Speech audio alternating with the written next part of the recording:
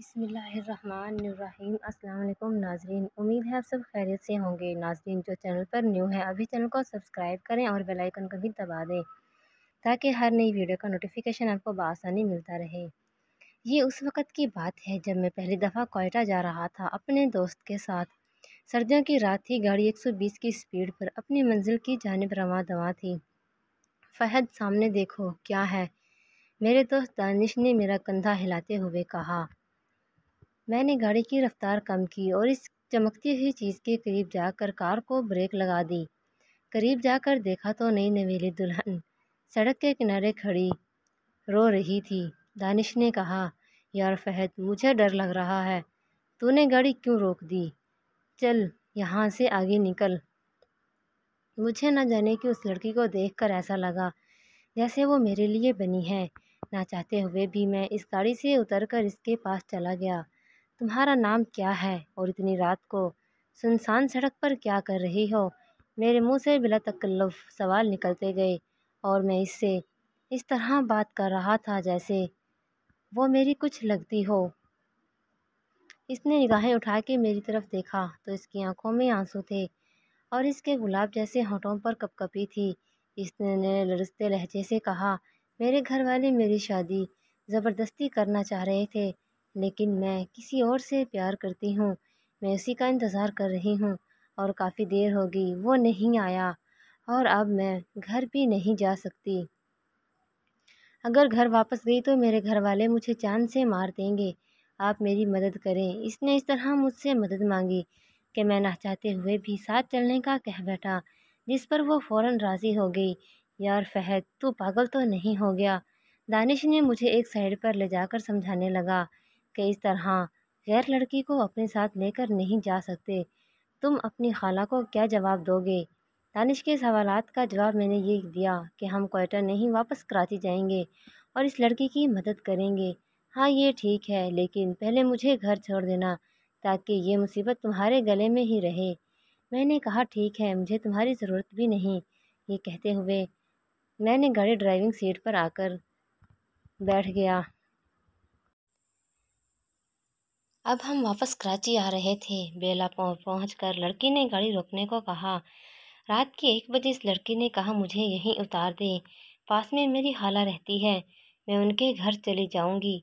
میں نے کہا، آپ مجھے راستہ بتا دیں، میں وہاں چھوڑ دوں گا آپ کو۔ لڑکی فوراً راضی ہو گئی۔ اب دانش کو ڈر لگنے لگا اور وہ مجھ سے لڑنے لگا، یار فہد گاڑی واپس لو، مجھے کچھ گڑبڑ لگ رہی ہے۔ کچھ نہیں یار، تو خواہ ڈر رہا ہے۔ کچھ ہی دور چلے تھے کہ پیچھے سے آواز آئی، بس یہیں گاڑی روک دیں۔ اب ہماری گاڑی ایک بھوت بنگلے ٹائپ گھر کے سامنے کھڑی تھی۔ اس لڑکی نے کہا، آپ نے میری اتنی مدد کی ہے، میرا بھی فرض بنتا ہے کہ آپ کی مہمان نوازی کروں۔ آج رات آپ یہیں رک جائیں، صبح ہوتے ہی نکل جائیے گا۔ اس کے پیار بھرے انداز اور خوبصورتی نے مجھے دیوانہ کر دیا تھا، باوجود اس کے کہ وہ مجھے حویلی دیکھ کر ڈر لگا، لیکن میں اسے انکار نہ کر سکا۔ اور اس کا جادو مجھ پر پوری طرح اثر کر چکا تھا اور دانش خوف کے مارے ایک طرف کھڑا تھا۔ میں زبردستی دانش کو اپنے ساتھ اندر لے گیا۔ وہ لڑکی ہمیں ایک کھنڈر سے کمرے میں لے گئی اور ہمیں کہا، آپ یہاں بیٹھے، میں آپ کے لیے سونے کا انتظام کرتی ہوں۔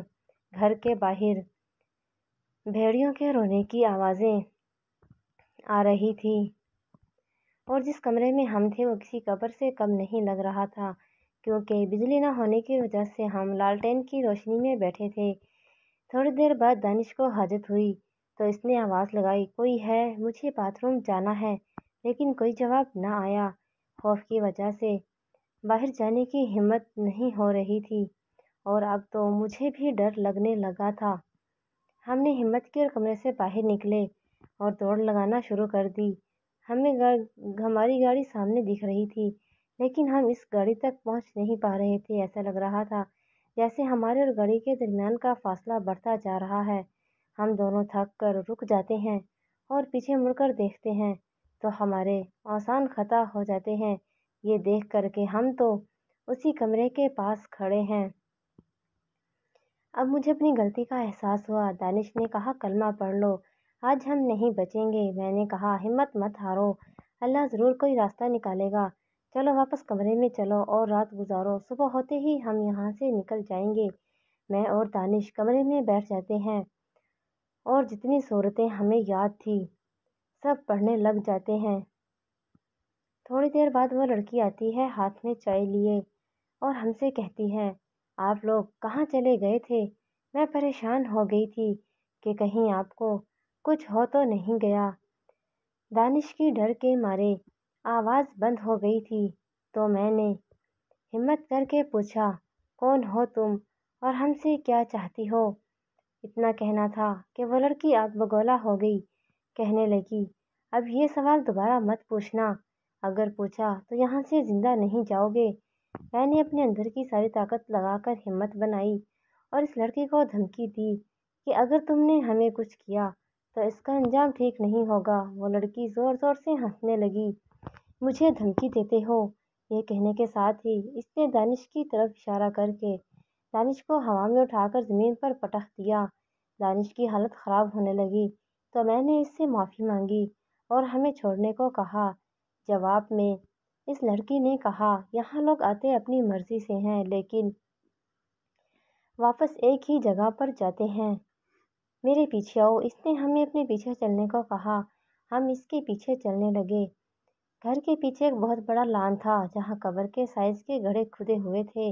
اس نے گڑھے کی طرف اشارہ کیا اور کہا، جو یہاں آتا ہے وہ بس اس گڑھے میں جاتا ہے، اور تو، اس نے مجھے مخاطب کر کے کہا، تو میری خوبصورتی کو دیکھ کر دیوانہ ہوا تھا نا؟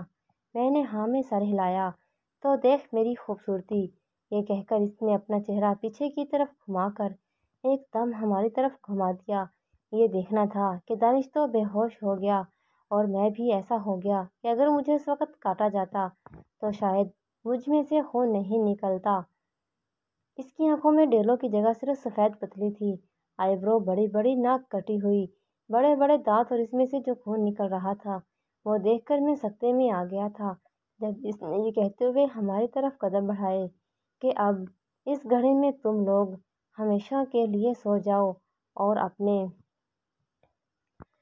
لمبے لمبے ناخنوں والے ہاتھ ہماری جانب ہمیں پکڑنے کے لیے بڑھانے لگی۔ تو میں نے دانش کو زوردار تھپڑ رسید کیا جس سے وہ ہوش میں آ گیا۔ میں نے اسے بھاگنے کو کہا۔ ہم بھاگ کر اسی کمرے میں چلے گئے اور اندر سے کنڈی لگا لی۔ کنڈی لگاتے ہی ایک خوفناک آواز آئی، بھاگ کر کہاں جاؤ گے؟ ہم نے پیچھے مڑ کر دیکھا تو اسی چڑیل کو اپنے پیچھے کھڑا ہوا پایا۔ قریب ہی ایک ڈنڈا پڑا تھا۔ میں نے ڈنڈا اٹھا کر اسے پھر ڈرانے کی کوشش کی اور کہا، اگر ہمارے قریب آئی تو تمہیں جان سے مار دوں گا۔ وہ ایک بار پھر ہنستی اور کہتی ہے، تو پہلے اتنی طاقت لے کر آ، پھر مجھے مارنا، فی الحال تو اپنی جان بچا۔ میں زور زور سے آیتیں پڑھنا شروع کر دیتا ہوں۔ اتنے میں اللہ کی مدد آ پہنچتی ہے۔ زور سے کمرے کا دروازہ بجتا ہے۔ اب میں اور گھبرا جاتا ہوں کہ ایک مصیبت کمرے میں اور ایک کمرے کے باہر آ گئی۔ دروازہ کھولو۔ باہر سے ایک مردانہ آواز آتی ہے، میں ہوں پیش امام، دروازہ کھولو۔ میں دروازہ کھولنے کے لیے دروازے کی جانب بڑھتا ہوں تو وہ چڑیل ہوا میں اڑ کر دروازے کے آگے کھڑی ہو جاتی ہے۔ میرے کچھ سمجھ میں نہیں آتا کہ اب کیا کروں، دروازہ کیسے کھولوں۔ میرے دماغ میں پتہ نہیں کہاں سے وہ باتیں ذہن آ جاتی ہیں جو ہم بچپن میں سنا کرتے تھے کہ چڑیل آگ کے قریب نہیں آتی ہے۔ بس اس بات کا ذہن میں آنا تھا، مرتا کیا نہ کرتا۔ میں نے کمرے میں جلتی ہوئی لالٹین اپنے ہاتھ میں اٹھائی اور چڑیل کی طرف بڑھنے لگا۔ آگ دیکھ کر چڑیل میرے راستے سے ہٹ گئی اور میں نے دروازہ کھول دیا۔ ایک دم سفید لباس میں ملبوس نورانی چہرے والا شخص کمرے میں داخل ہوتا ہے اور اس چڑیل کو چوٹی سے پکڑ کر کہتا ہے، اب لگی ہے تو میرے ہاتھ، نہ جانے کتنے لوگوں کو تو نے موت کے گھاٹ اتار دیا، اب بول تیرے ساتھ کیا کیا جائے۔ جو چڑیل کچھ دیر پہلے خونخوار تھی اب وہ بھیگی بلی بن گئی تھی اور معافیا مانگ رہی تھی کہ اب کسی کو نہیں ماروں گی۔ اس شخص نے کہا، میرے پیچھے آؤ، اور ہمیں اس گڑھے کے پاس لے گیا جہاں وہ چڑیل لے کر گئی تھی۔ اس شخص نے، تم دونوں اس کے ہاتھ پاؤں پکڑو اور جب میں اشارہ کروں तो इसे गड्ढे में फेंक देना। चुड़ैल के पास जाते हुए हमें डर तो बहुत लगा, लेकिन उस शख्स को देखकर थोड़ी हिम्मत आ गई थी। इस शख्स के कहने के मुताबिक हम उस चुड़ैल को गड्ढे के पास ले गए और जैसे ही इसने हमें इशारा किया तो हमने उस चुड़ैल को गड्ढे में फेंक दिया। गड्ढे में फेंकते ही इस गड्ढे में आग लग गई और वो चुड़ैल उसमें जलकर मर गई। इस शख्स ने कहा, बेटा, तुम लोगों की वजह से न जाने कितने लोगों की जान बच गई है। इससे पहले तकरीबन 100 के करीब अमवात हुई हैं और किसी को इन लाशों के बारे में पता नहीं चलता था कि कहाँ से आई हैं। तुम्हारा नसीब अच्छा था जब मैं मस्जिद की चाबी अपने दोस्त के घर भूल आया था और चाबी लेकर मैं यहाँ से गुजर रहा था, वरना कल तुम भी नामालूम लाश होते। मेरे साथ चलो, सुबह होते ही अपनी मंजिल की तरफ रवाना हो जाना और यहाँ कभी दोबारा मत आना। हम इस शख्स के साथ मस्जिद गए तो पता चला वो मस्जिद के इमाम साहब थे जो हमारे लिए फरिश्ता बनकर आए थे। नाजरीन, अगर वीडियो पसंद आई हो तो लाइक और शेयर करना मत भूलना और चैनल को सब्सक्राइब करना तो बिल्कुल भी मत भूलना। मिलते हैं किसी और वीडियो के साथ। अल्लाह हाफिज़।